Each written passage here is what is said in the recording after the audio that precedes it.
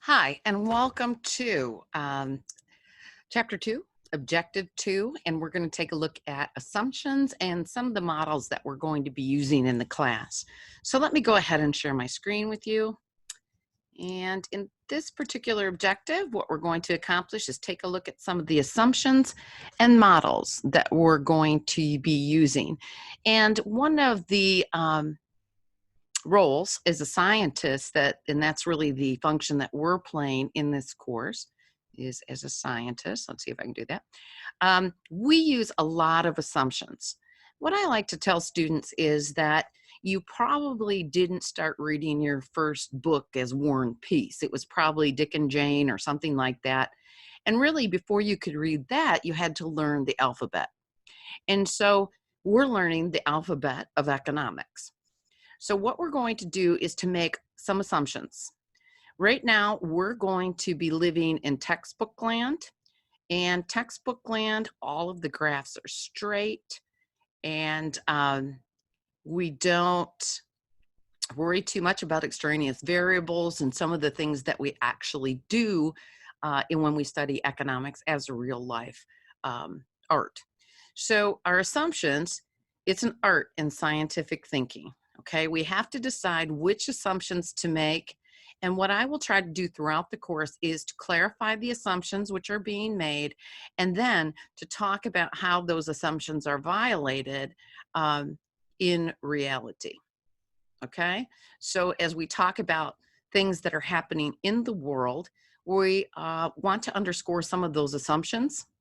And again, we use assumptions, and many times you will hear them talked about in studies as maybe dummy variables. And that's just so we can compare things. Okay. In the social sciences, we use a lot of dummy variables because it's really tough, because context matters, timing matters, people are different. And so we have to isolate as many variables and keep them consistent throughout studies. So we study short and long-term effects. If you're interested in some additional assumptions, you can go ahead and click on this link and it'll take you out to a YouTube video about 3 minutes long. So we are going to be making some assumptions just to keep this easier. And the idea is we're going to take this complex world and make it simpler to understand.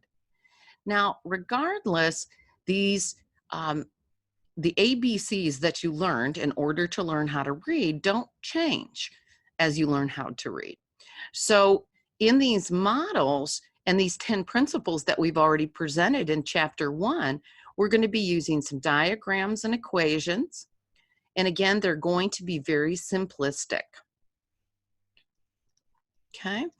And it allows us to really see or study that which we are trying to emphasize.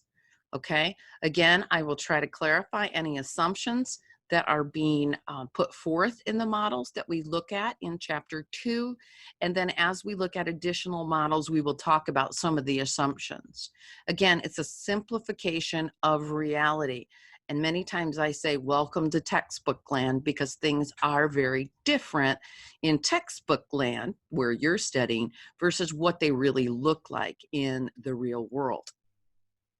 Okay, so we're going to go ahead and jump into Objective 3 next time, and I look forward to seeing you then.